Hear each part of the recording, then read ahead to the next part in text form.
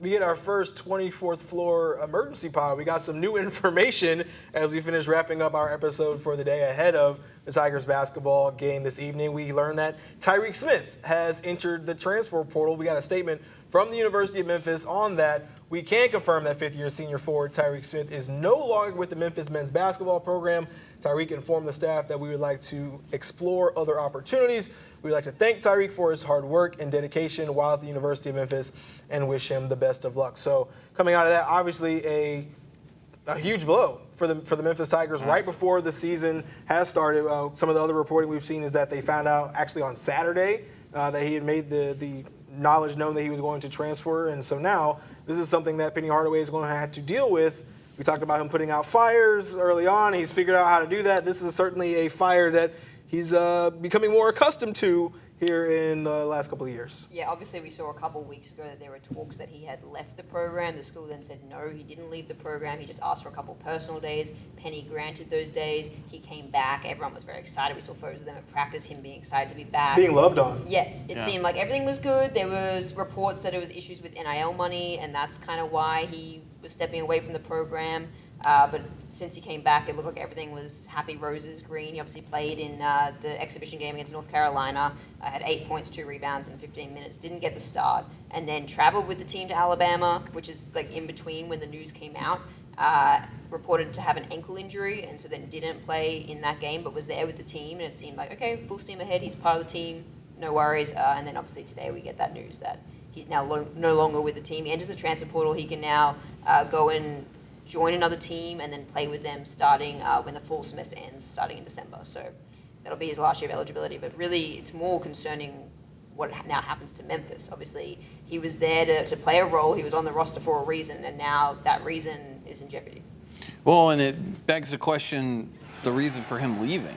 Why are you leaving? Are you leaving because you're that upset over 15 minutes of playtime? Or are you that upset because you're not being involved every practice with the ones? Or is it the NIL money that his essentially agent went on and on and on about? But apparently that was taken care of, and his agent said as much. So what is the reason?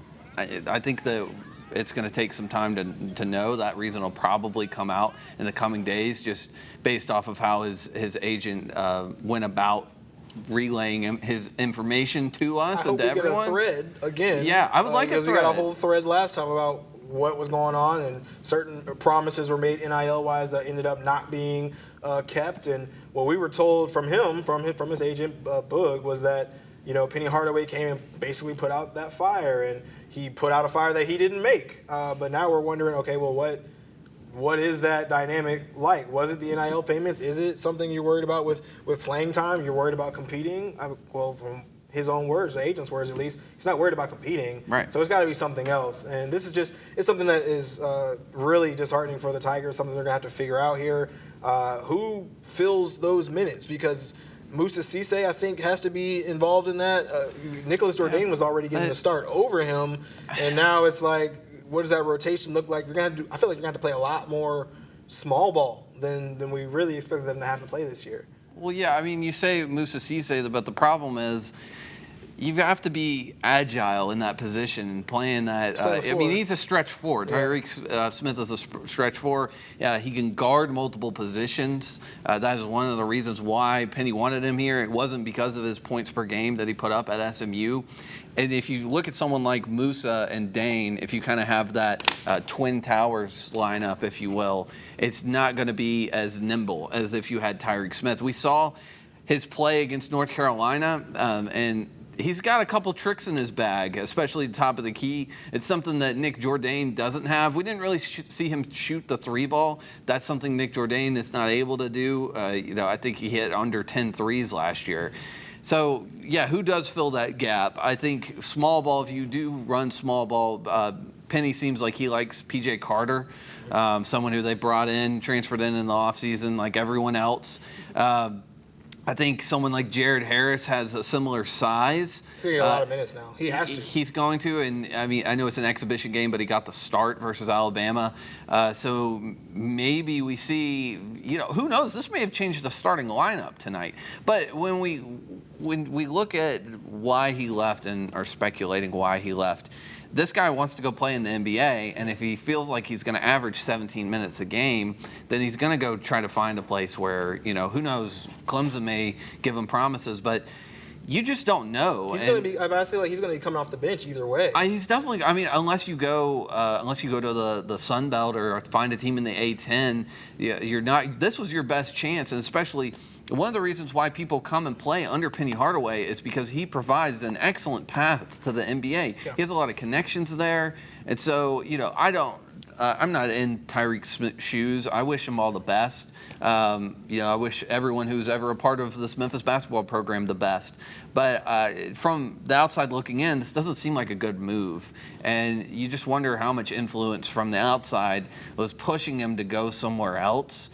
But circling back to who replaces him, I don't think there is, and I think they're going to have. I don't think there is someone on this roster that can. You can't go small ball against everybody. Tonight against Missouri, you can just based off of what that team looks like. They don't really have a lot of dedicated big men.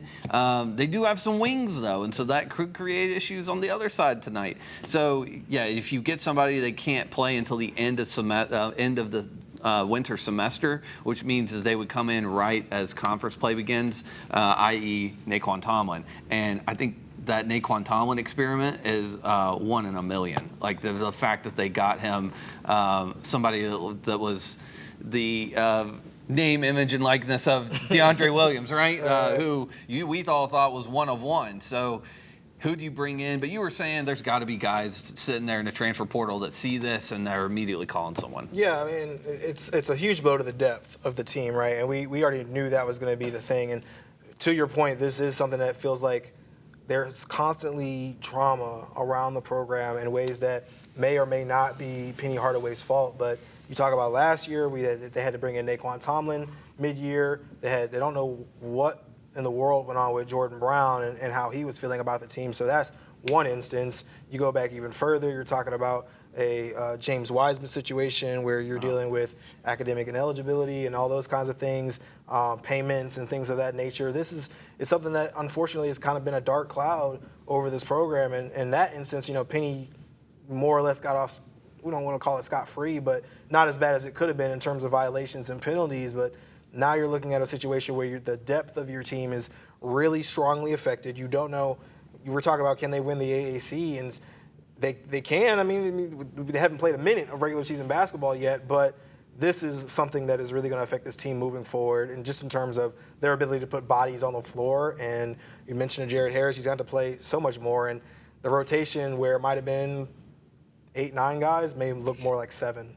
And for most of the season. Well, and the concern for me, obviously, you've got the issues with the depth now, but it's also we don't know why he left. But if the reason has to do with culture of the team or with NIL, is that then going to affect other everybody players? Else. That's exactly that's what I was about to say. Yeah. And we don't know. Like we're speculating as to what reason. It could be one of the 3 reasons we've mentioned: NIL, culture of the team, or the fact that he wasn't getting enough minutes. But it also could be a range of other things. We don't know. We don't know what's going on in his life. It could be personal reasons. We have no idea. But if it is one of those other issues where it's NIL or culture or not vibing with the players, how does that affect everyone else on the team moving forward? And are we going to see other players leave? Or is he the only one and this team's going to move on from it and put it behind them and go have a great season? We don't know, but it is just crazy timing. Obviously, there was a lot of talk just a couple of weeks ago about him, but it seemed like everything was all good, and now it's not all good. He left on Saturday, supposedly told the team on Saturday, and now first game of the season, Monday, it's here. And what I will say, and this is where we'll wrap it up, is just this does happen before game 1, right? This is not a situation where you've played 5, 6, 7, 8 games, you've gotten through non-conference play or whatever it is. This happens before game 1. They have time to adjust. It doesn't affect really anything. I mean, it does affect something, but it doesn't affect so much that you can't overcome it this early in the season because they haven't played any games that count yet up until this point. So we'll find out what the Tigers are able to do. They take on Mizzou at 7 p.m. in FedEx Forum without Tyreek Smith is what we've learned. Enjoy the rest of the episode here on the 24th floor.